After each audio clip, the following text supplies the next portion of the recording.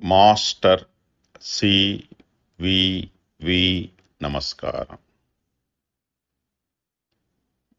Master CV నమస్కారం.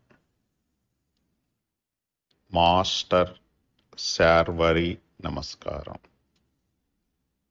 Mother Yamini నమస్కారం.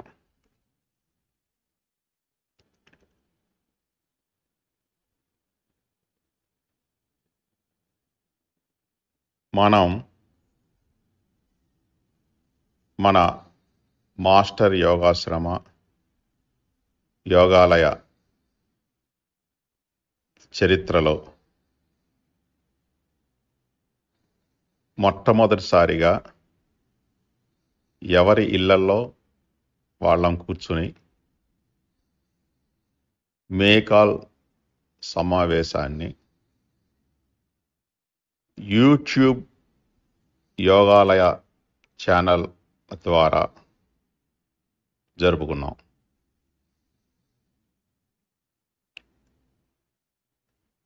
ఈ 4 రోజుల సాధనలో దాదాపు 24 గంటల పాటు మనం యూట్యూబ్ని ఉపయోగించుకుని ఎవరికి వాళ్ళం సాధన చేసుకున్నాం.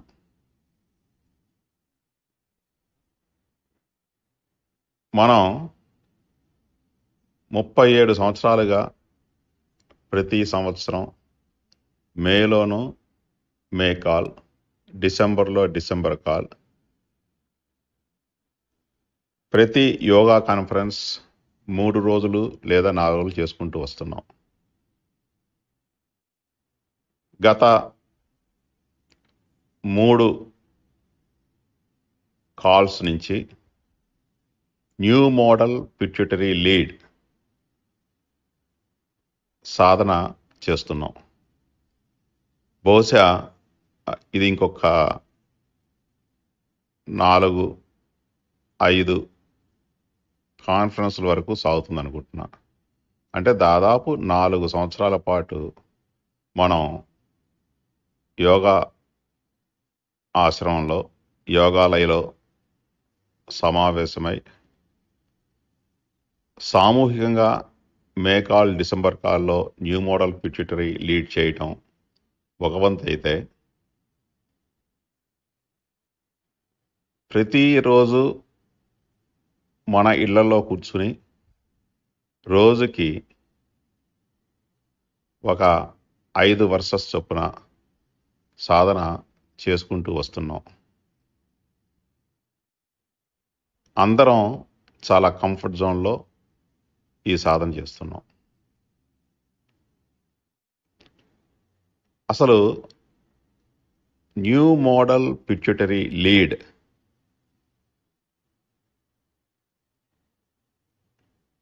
అవసరం ఏంటి అనుకున్నప్పుడు, వృత్తరహిత తారక రాజయోగాన్ని ఆవిష్కరించినటువంటి మన మాస్టర్ సివివి గారు మొత్తం ఈ విశ్వంలో అనేక మార్పుల్ని, పరిణామాలని ఆశించారు. అందులో భాగంగానే విశ్వంలోని నక్షత్రాలని, గ్రహాలని రెగ్యులరైజ్ చేయడానికి నక్షత్ర రెగ్యులేషన్స్, ప్లానెటరీ రెగ్యులేషన్స్ ఏర్పాటు చేశారు. వీటితో పాటు దేవతా రెగ్యులేషన్స్ కూడా ఉన్నాయి.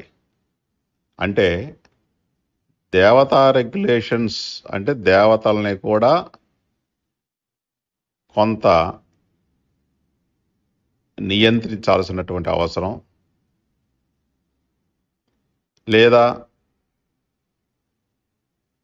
ఆ ఆవరణలో ఉన్నటువంటి కొన్ని లోటుపాట్లను సవరించాల్సినటువంటి అవసరం ఉంది అని మాస్టర్ గారు భావించారు కాబట్టే ఈ దేవతా రెగ్యులేషన్స్ కూడా చేయటం జరిగింది. అంటే మొత్తం మీద మాస్టర్ గారు అన్నట్టుగా సృష్టి లోపాలు అనుకుంటే ఈ సృష్టి లోపాల్లో అటు దేవతలు ఉన్నారు, గ్రహాలు ఉన్నాయి, నక్షత్రాలు ఉన్నాయి.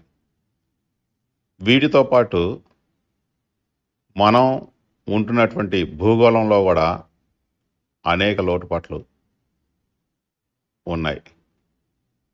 ఈ లోటుపాట్లన్నిటినీ సవరించడం అనేటువంటిది మాస్టర్ గారు యోగ మార్గం ద్వారా చేపట్టినటువంటి ఒక బృహత్తర ప్రణాళిక.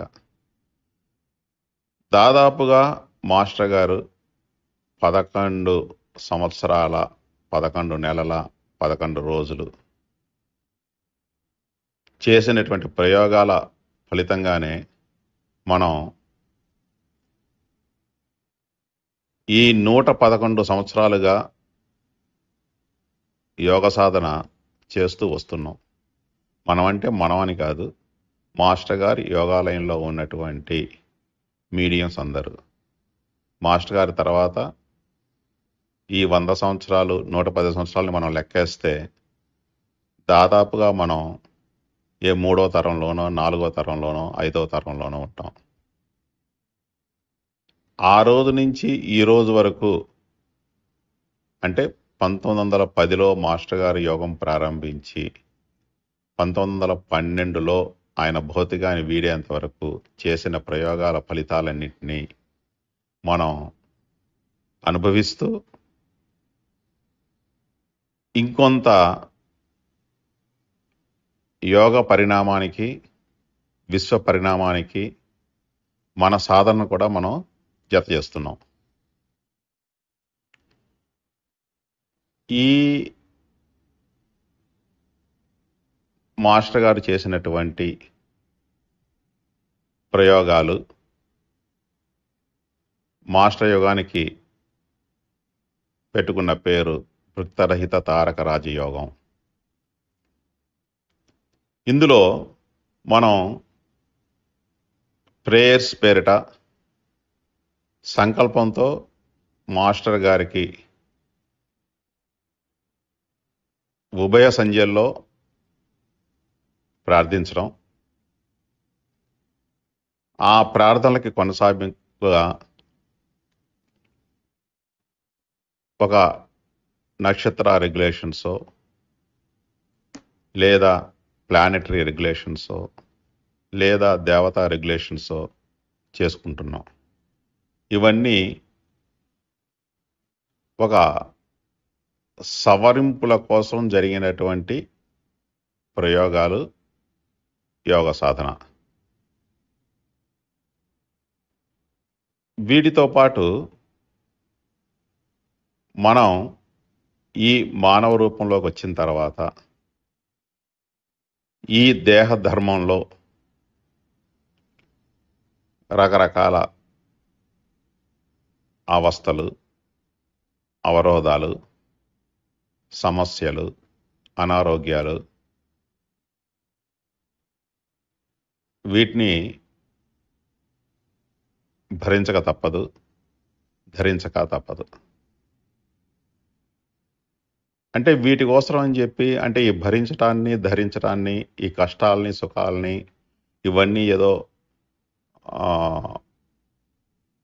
మన కర్మ అని చెప్పి అనుకుంటాం, లేదా పూర్వజన్మలో మనం ఏవో చేశాం కాబట్టి వాటి ఫలితంగా ఈ జన్మలో ఇవన్నీ అనుభవించాల్సిందే అనుకునేదానికి బదులు ఈ జన్మలోనే మనం చేసినటువంటి కొన్ని పొరపాట్లు, అవకతవకల కారణంగా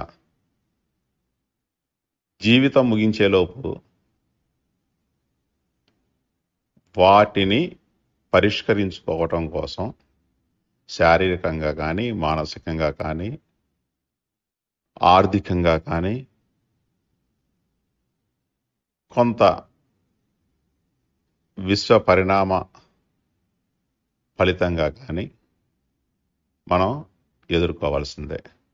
కాబట్టి మనం పూర్వజన్మలో చేసినటువంటి పొరపాట్ల వల్ల ఈ జన్మలో వీటినన్నిటినీ ఎదుర్కోవాల్సి వస్తుందని కానీ, లేదా ఈ జన్మలో మనం చేసినటువంటి పొరపాట్లని వచ్చే జన్మలో ఎదుర్కోవాల్సి వస్తుంది అని కానీ అనుకోకుండా,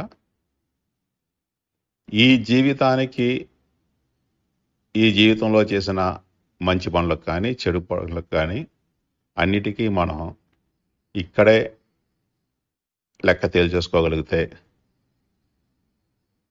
మనం మాస్టర్ గారు ప్రామిస్ చేసినట్టుగా ఆ మాస్టర్ గారి ప్లేన్స్లోకి, ఆవరణకి చేరుకోగలుగుతాం. అంటే భౌతిక జన్మలోకి వచ్చినప్పుడు భౌతిక దేహ ప్రాపంచిక ధర్మాల ప్రకారం ప్రతి దాన్ని మనం ఇక్కడే అనుభవించి పూర్తి చేసుకోవాలి. కాబట్టి సంకల్పించడం, మాస్టర్ గారిని ప్రార్థించడం అనేటువంటిది యోగ సాధనలో మొదటి మెట్టు. దీనికోసమే మనం ఉదయం సాయంత్రం 6 గంటలకి మనం ప్రార్థన చేసుకుంటున్నాం, దాదాపు 6 గంటల సేపు. మాస్టర్ గారు ఉన్నప్పుడు ఉదయం సాయంత్రం 6 గంటలు అని చెప్పి తప్పకుండా ఈ క్రమశిక్షణతోనే యోగం చెయ్యాలి, ఈ సమయంలోనే చెయ్యాలి అనేటువంటి ఒక నిబంధనతోటి చేసుకుంటూ వస్తున్నాం. కానీ ఈ 100 ఏళ్లలో ప్రపంచం చాలా చాలా మారింది. మన వృత్తి జీవితం చాలా మారింది. పనిచేసే వేళలు మారాయి. ఒకప్పుడు సూర్యుడు వెలుతురుకు ఉండగానే మనం వృత్తి జీవనం పూర్తి చేసుకుంటాం అనేది జరిగేది. కానీ ఇప్పుడు అలా కాదు. ఏదో ముప్పొద్దుల అన్నట్టు, త్రిసంధ్యలు అన్నట్టు ఇప్పుడు ఉద్యోగాలు చేసుకునే వారి జీవితం కానీ, వ్యాపారాలు చేసుకునే వారి జీవితం కానీ 3 రోజుని 3 భాగాల కింద విభజించుకొని చేసుకోవాల్సినటువంటి రోజులు ఇప్పుడు. అంటే మనం సరిగ్గా 6 గంటలకు ఉదయం సాయంత్రం ధ్యానం చేసుకోవాలంటే ఈ పని వేళల వల్ల సాధ్యం కాకపోవచ్చు. కాబట్టి మాస్టర్ గారు పెట్టినటువంటి క్రమశిక్షణ ప్రకారం ధ్యానం చేసుకోగలిగినటువంటి వారందరికీ, యోగం చేసుకోగలిగిన వారందరూ ఆ వేళల్లోనే చేసుకోండి. వృత్తిరీత్యా సాధ్యం కానప్పుడు మీకు మీరుగా ఒక క్రమశిక్షణ ఏర్పాటు చేసుకొని, దీన్నే నేను సెల్ఫ్ డిసిప్లిన్ అంటుంటా. అంటే ఆ క్రమశిక్షణ ప్రకారం ఆ సమయాన్ని, ఆ వేళల్ని పాటిస్తూ మనం యోగ సాధన కొనసాగించడం చాలా అవసరం. ఇది ఇట్లా ఉన్నప్పుడు మనం లగ్న రెగ్యులేషన్స్, నక్షత్ర రెగ్యులేషన్స్ అనేటువంటివి మనం ప్రతిరోజు ఆ లగ్నం ప్రకారం, లేదా మనం పుట్టినటువంటి లగ్నం ప్రకారం, నక్షత్రం ప్రకారం సాధన చేయవచ్చు. దానికి ఎంత మహా అవుతే ఒక 10 నిమిషాలు పడుతుంది. ఒక అరగంట ఏమో జనరల్ ప్రేయర్, ఒక 10-15 నిమిషాలు ఇటు నక్షత్ర కానీ, అటు లగ్న రెగ్యులేషన్స్ కానీ చేసుకుంటానికి. ఇది కాకుండా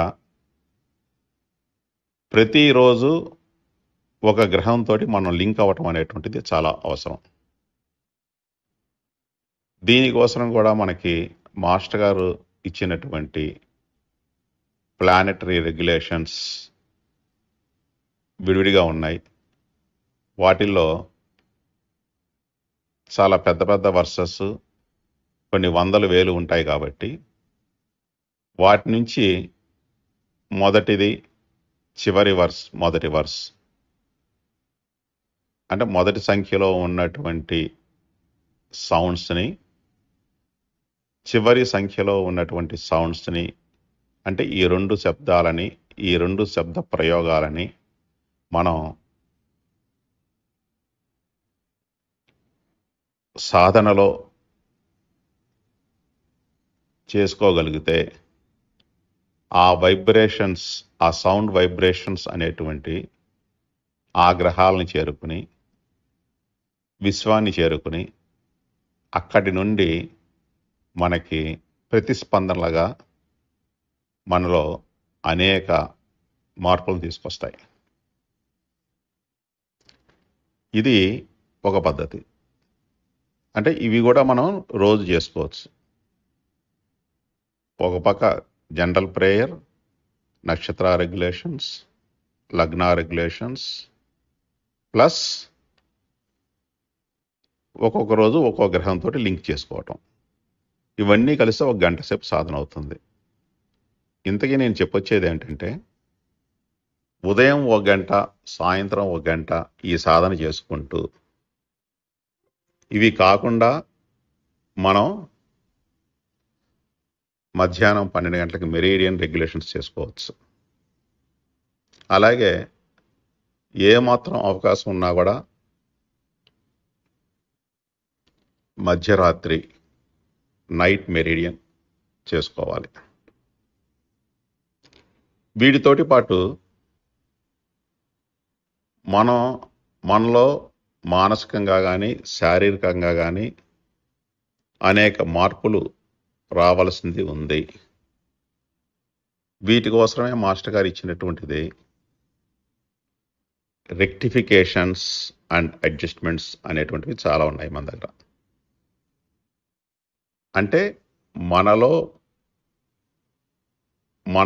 ఉన్నటువంటి ఒక అనవసరమైనటువంటి వ్యవస్థని సరిచేసేటటువంటి సాధన మాస్టర్ గారు మనకు కలగజేశారు.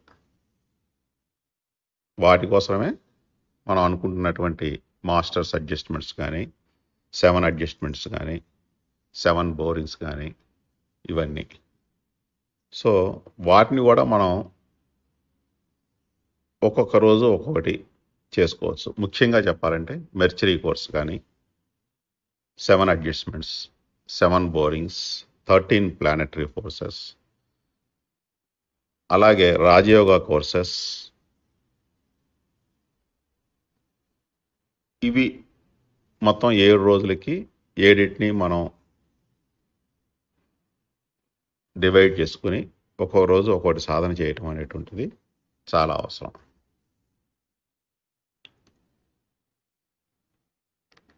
ఇక మనం ప్రస్తుతం చేస్తున్నటువంటి ఈ న్యూ మోడల్ పిట్యూటరీ కోర్స్, దీని ఇంపార్టెన్స్ ఏంటి, దీని అవసరం ఏంటి అనుకున్నప్పుడు పిట్యూటరీని మనం మాస్టర్ గ్లాండ్ అంటున్నాం. అంటే అటు వైద్య శాస్త్రం కూడా మన శరీర వ్యవస్థలో పిట్యూటరీ అనేటువంటిది చాలా ముఖ్య పాత్ర వహిస్తుంది అని చెప్తోంది. దీన్నే పిట్యూటరీ గ్లాండ్ అంటాం. దీన్ని వైద్య పరిభాషలో కూడా మాస్టర్ గ్లాండ్ అంటున్నారు. సో ఈ మాస్టర్ గ్లాండ్ అనేటువంటి దాని మీద మన మాస్టర్ సివివి గారు ఒక ప్రత్యేక దృష్టి పెట్టి దాదాపుగా మాస్టర్ గారు ఇచ్చినటువంటి ఏ కోర్సెస్లో కానీ ఏ రెగ్యులేషన్స్లో కానీ వేటిలోనూ లేనంత పెద్ద సంఖ్యలో దాదాపు 3600 సంఖ్యలో వర్సెస్ని తయారు చేసి ఆ సౌండ్ వైబ్రేషన్స్తో మన దేహంలోను, మన భూగోళంలోను, విశ్వంలోను మార్పులు తీసుకురావటానికి ప్రయోగాలు చేశారు. ఇది ఎటువంటి ప్రయోగం అంటే, సింపుల్గా చెప్పుకోవాలంటే, మన దేహాన్ని ఒక పాత ఇంటితోటి పోల్చుకుంటే, ఆ పాత ఇంట్లో గోడలు పెచ్చులు ఊడిపోతూ ఉంటాయి, బీటల వారి ఉంటుంది, అందులో ఉన్నటువంటి ఒక డ్రైనేజ్ వ్యవస్థ కానీ, ఒక ఎలక్ట్రిసిటీ వ్యవస్థ కానీ దాదాపుగా దెబ్బతిని ఉంటుంది. అంటే ఇందులో మనం ఒక కంఫర్ట్ జోన్లో సుఖంగా, ఆనందంగా జీవితం గడపటం అనేటువంటిది కష్టం అనిపిస్తుంటుంది. అటువంటిప్పుడు ఏం చేస్తాం మనం? మనకున్నటువంటి ఆర్థిక వనరుల్ని చూసుకుని మెల్లిగా ఆ ఇంటిని బాగు చేయాలని ప్రయత్నిస్తాం. లేదా కొంచెం ఓపిక పెట్టి ఈ బిల్డింగ్ని పూర్తిగా పడగొట్టేసి కొత్త బిల్డింగ్ని కట్టడానికి ప్రయత్నం చేస్తాం. అంటే దీన్ని ఏమంటాం? ఫస్ట్ ఉన్నదాన్ని సరి చేసుకుంటూ అందులో ఉన్నటువంటి ఏవైతే సమస్యలు ఉన్నాయో వాటిని సవరించుకుని ఒక కంఫర్ట్గా మనం జీవించడానికి కావాల్సినటువంటి బిల్డింగ్ తయారు చేయటం రెనోవేషన్ అంటాం దాన్ని. అంటే దానికి ఊరికే సవరించుకోవటం, కొన్ని హంగులు చేసి బాగుంది, పర్లేదు, మనం లాగించేయచ్చు అనుకోవటం. ఇది కాకుండా మొత్తం తీసేసి కింద పునాదుల దగ్గర నుంచి పైకప్పు దాకా ఎన్ని అంతస్తులు వేసుకున్నా కూడా అన్నిటినీ ఈ రోజుకి, వర్తమానానికి, ఇప్పుడున్న పరిస్థితులకి, అన్ని రకాల వసతులతోటి ఇంకొక భవంతిని కట్టుకోవటం అనేటువంటిది రీకన్స్ట్రక్ట్ చేసుకోవడం, పునర్నిర్మాణం అంటాం దీన్ని. సో మాస్టర్ గారు ఈ పిట్యూటరీ లీడ్ కోర్స్ తోటి చేసిన ప్రయోగం మన దేహ నిర్మాణాన్ని పునర్నిర్మించటం, మన భూగోళాన్ని పునర్నిర్మించటం, ఈ విశ్వాన్ని పునర్నిర్మించటం. అంటే మన దేహాన్ని మనం పునర్నిర్మించుకుంటూ అందరం కలిసి భూగోళ నిర్మాణానికి సాధన చేస్తూ భూగోళంతో పాటు ఉన్నటువంటి అనేక గ్రహాలు, నక్షత్రాలు మొదలైనటువంటి ఖగోళాలలో సైతం మనం ఈ పునర్నిర్మాణాన్ని తీసుకొచ్చి ఒక కొత్త విశ్వాన్ని నిర్మించుకోవటం అనేటువంటిది ఈరోజు మనందరి కర్తవ్యం. ఈ రీకన్స్ట్రక్షన్లో భాగంగానే ఈరోజు ప్రపంచంలో జరుగుతున్నటువంటి పరిణామాలు, అవి కొన్ని మనకి మంచి పరిణామాలు అనిపిస్తుంటాయి, కొన్నేమో చెడు పరిణామాలు అనిపిస్తుంటాయి. కానీ ప్రతిదీ ఒక భవిష్యత్తుకి, ఒక బంగారు భవిష్యత్తుకి మార్గం వేసేటటువంటివే. ఎక్కడైనా ఎప్పుడైనా ఈ బ్యాలెన్స్ అనేటువంటిది అవసరం. అది మన దేహంలో కావచ్చు, మన మనసులో కావచ్చు, మన కుటుంబంలో కావచ్చు, మన సమాజంలో కావచ్చు, మన నగరంలో, మన రాష్ట్రంలో, మన దేశంలో ఇంకా విస్తరించుకున్నప్పుడు ఈ భూమండలం, ఖగోళ మండలాలు, నక్షత్ర మండలాలు, ఋషి మండలాలు, ఇంకా ఆ పైకి వెళ్ళేటప్పటికి అన్ని చోట్ల కూడా మనకి ఈ పునర్నిర్మాణం అనేటువంటిది ఎంతో అవసరం. కాబట్టి ఇందులో భాగంగా ఎప్పుడు ఈ సమతూకం కోసం మన ఎంతో ఉన్నటువంటి ఆరోగ్యంగా ఉన్నటువంటి మనలో కొంత అనారోగ్యం ఉంటుంటుంది. అలాగే మానసికంగా కూడా కొంత అవకతవకలు లేదా ఎగుడు దిగుడులు ఉంటుంటాయి. కుటుంబ పరంగా కానీ, వృత్తిపరంగా కానీ, సామాజిక పరంగా కానీ కొన్ని కష్టాలు సుఖాలు ఉంటూ ఉంటాయి. అలాగే మన భూగోళ పరిధిలో కానీ, విశ్వ పరిధిలో కానీ చూసుకున్నప్పుడు ప్రకృతి పరంగా కూడా కొన్ని సానుకూలంగాను, కొన్ని అనుకూలంగాను ఫలితాలని మనం చూస్తూ ఉంటాం. ఇప్పుడు ఉన్న పరిస్థితిలో గత 2-3 నెలలుగా ఉదాహరణకి మనకి ఇప్పుడున్నటువంటి ఈ కరోనా వైరస్ అనేటువంటిది రావటం వల్ల ప్రతి మనిషి తనలోకి తను చూసుకోవటం అనేటువంటిది జరిగింది. ఎన్నో పాఠాలు నేర్చుకున్నాం. దీనివల్ల మనం జరగాల్సింది ఏంటి?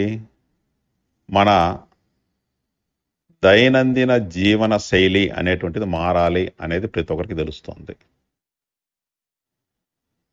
ఏదో కుక్కతోక వంకర అన్నట్టు మనం ప్రస్తుతానికి ఏదో చాలా జాగ్రత్తగా ఉండిపోయి ఇంకా మునుముందు మళ్ళీ మనం విచ్చలవిడిగా ఉంటే గనక ప్రకృతి మనకి ఇంకా రకరకాల గుణపాఠాలు నేర్పిస్తూనే ఉంటుంది.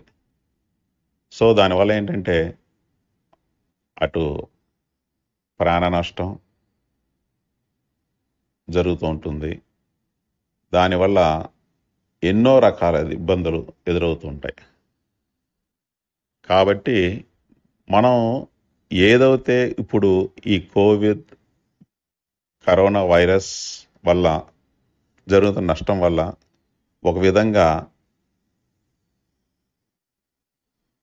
మనిషి తనలోకి తను చూసుకుంటూ తనను తాను పునర్నిర్మించుకోవటానికి అవకాశం ఏర్పడింది. అంటే